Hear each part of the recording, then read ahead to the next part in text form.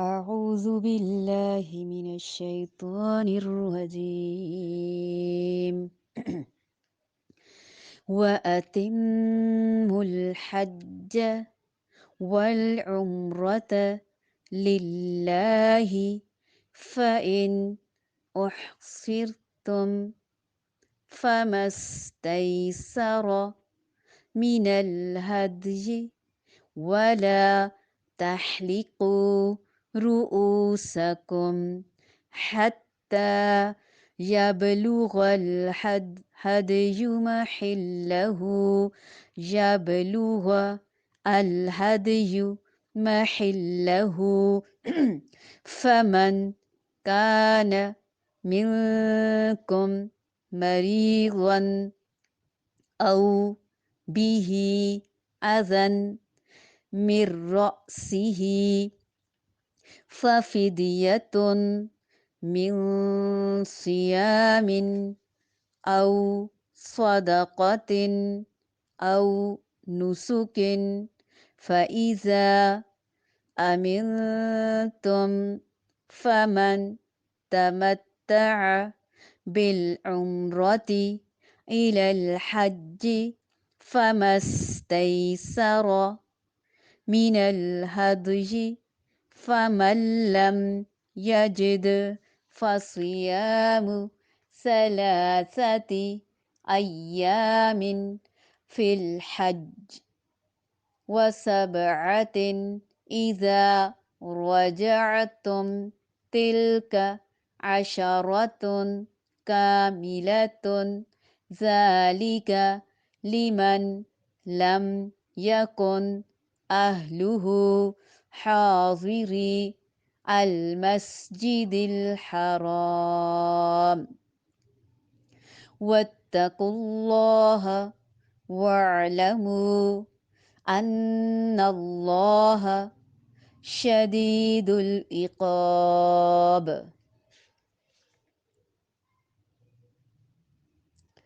وأتموا الحج والعمرة لله فإن أحصرتم فما استيسر من الهدي ولا تحلقوا رؤوسكم حتى يبلغ الهدي محله فمن كان منكم مريضا أو به أذى من رأسه ففدية من صيام أو صدقة أو نسك فإذا أمنتم فمن تمتع بالعمرة إلى الحج فما استيسر من الهدي فمن لم يجد فصيام ثلاثة أيام في الحج وسبعة إذا رجعتم تلك عشرة كاملة ذلك لمن لم يكن أهله حاضر المسجد الحرام واتقوا الله واعلموا أن الله شديد العقاب وَأَتِمُّوا اور تمام کرو پورا کرو میم الحج حج والعمرۃ اور عمرے کو عمرہ للہ اللہ کے لیے فَإِن پھر اگر اُخْصِرْتُم گھیر لیے جاؤ تم فَمَسْتَيْسَرَ فما تو جو استیسر میسر آئے من الحج قربانی سے تو وہ کر لو ولا اور نہ تحلقو تم منڈواؤ رؤوسکم اپنے سروں کو تحلقو حالام قوف رؤوس را حمزہ سین راس حتی یہاں تک کہ راس کی جمع رؤوس یبلغا پہنچ جائے با لام غین بلاغ ابلاغ بلوغت الحج قربانی، ہا دالیا، محلہو اپنے محل کو، اپنی حلال گاہ کو، ہا لام لام، فمن تو جو کوئی، کانا ہو، منکم تم میں سے، مریضن مریض، او یا بھی اسے، ساتھ اس کے، اذن ایزا تکلیف، مر رأسہ اس کے سر میں، فا تو فدیتن فدیہ دینا ہے، من سیامن روزوں سے، روزوں کے ذریعے، او یا صدقتن صدقے کے ذریعے، صاد دال قوف، او یا نسکن قربانی سے، فَإِذَا تو جب، امن تم امن میں آ جاؤ تم، فمن تو جو کوئی، تمتع فائدہ اٹھائے، بالعمرتی ساتھ عمرے کے، الی الحج حج تک، فما تو جو بھی، استیسر میسر ہو، من الحج قربانی سے، یعنی وہ کر لو، فمن تو جو کوئی، لم نہ یجد پائے، فصیام تو روزے رکھے، ثلاثتی تین، ایامن دن، یوم کی جمع، فی الحج حج میں، وسبعتن اور سات، سیون، اذا جب، رجع لوٹو، تم، را جیم عین، تلکا یہ، عشراتن 10، کاملتن پورے مکمل، ذالکا یہ، لیمن واسطے اس کے جو، لم نہ یکن ہوں، اہلہو اس کے رہنے والے، اس کے اہل خانہ، حاضری حاضر، پاس، المسجد الحرامی مسجد حرام کے، واتقو اور ڈرو، تقوی اختیار کرو، وَاعْلَمُوا اور خوب جان لو، ان اللہ بے شک اللہ تعالی، شدید ہے، سخت ہے، العقاب سزا دینے میں، سزا والا، سزا دینے میں۔ حج اور عمرے کو اللہ تعالیٰ کے لیے پورا کرو، ہاں اگر تم روک لیے جاؤ تو جو قربانی میسر ہو اسے کر ڈالو،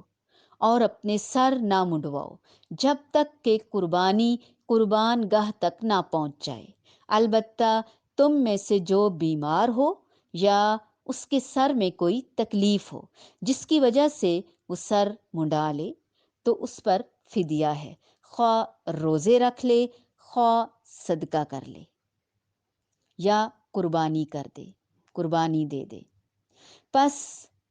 جب تم امن کی حالت میں ہو جاؤ تو جو شخص عمرے سے لے کر حج تک تمتع کرے، پس اسے جو قربانی میسر ہو اسے کر ڈالے، جسے طاقت ہی نہ ہو تو وہ 3 روزے تو حج کے دنوں میں رکھ لے اور 7 واپسی پہ، یہ پورے 10 ہو گئے۔ یہ حکم ان کے لیے ہے جو مسجد حرام کے رہنے والے نہ ہوں۔ لوگو اللہ سے ڈرتے رہو اور جان لو کہ اللہ تعالی سخت عذاب والا ہے۔ اب یہ ہے کہ حج اور عمرے کا احرام باندھ لو، پھر اس کا پورا کرنا ضروری ہے، چاہے وہ نفلی ہو یا فرضی حج ہو۔ ہاں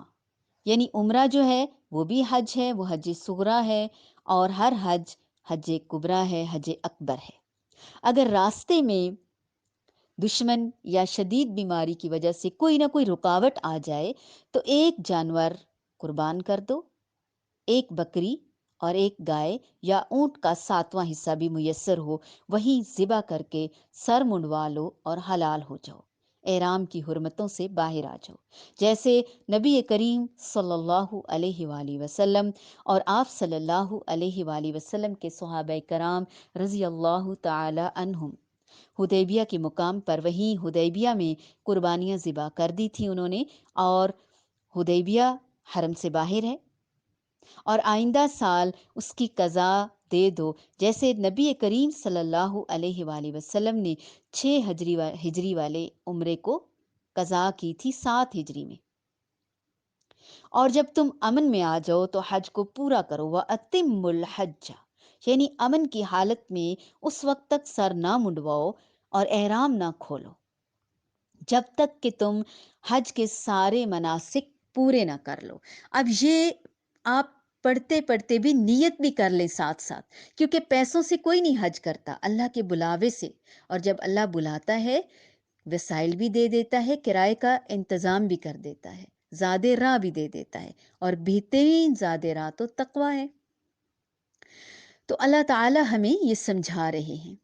اگر اس کو کوئی ایسی تکلیف ہو جائے کہ سر کے بال منڈوانے پڑ جائیں تو اس کا فدیہ ضروری ہے۔ حدیث کی روح سے ایسا شخص 6 مسکینوں کو کھانا کھلا دے، یا 1 بکری کو ذبح کر دے، یا 3 دن کے لگاتار مسلسل روزے رکھے۔ روزوں کے علاوہ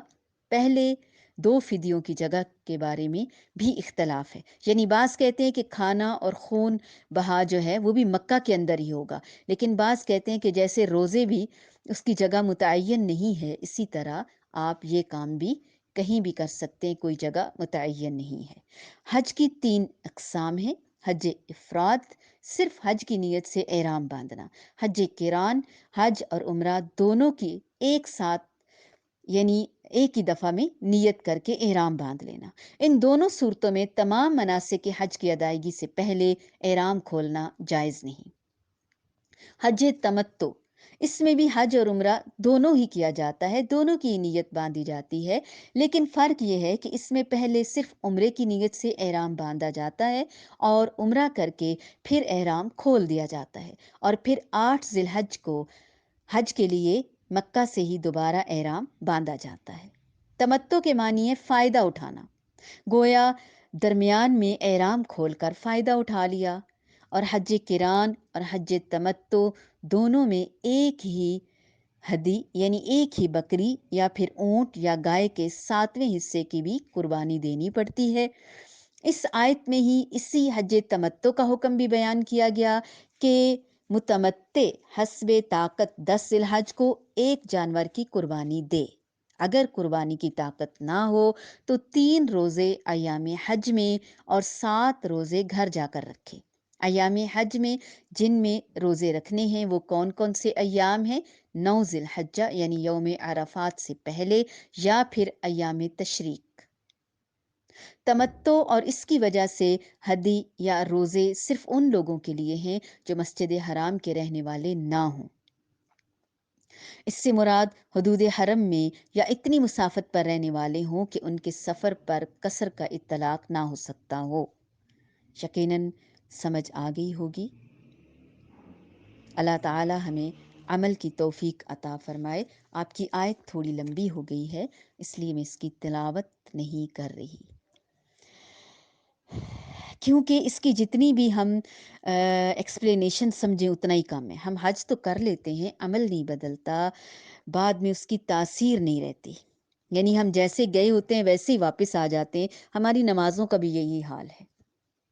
مصلی پہ کھڑے ہونے سے پہلے اور بعد ہم جوں کہ توں ہی رہتے ہیں۔ روزے شروع ہونے سے پہلے اور شروع ہونے کے بعد اگر ہم تبصرے بھی کرتے ہیں تو صرف اتنا کہ ہلکے پڑ گئے، رنگ پیلا ہو گیا، یرکان ہو گیا، کمزور ہو گئے،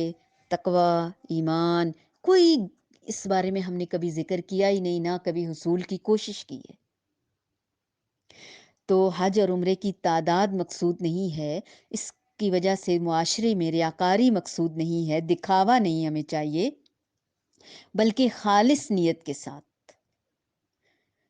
مکمل یکسوئی کے ساتھ،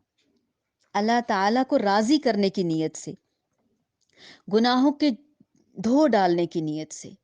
پھر انشاءاللہ واتقوا اللہ، اللہ سے تقوی اختیار کرتے ہوئے ہر معاملہ کرنا ہے۔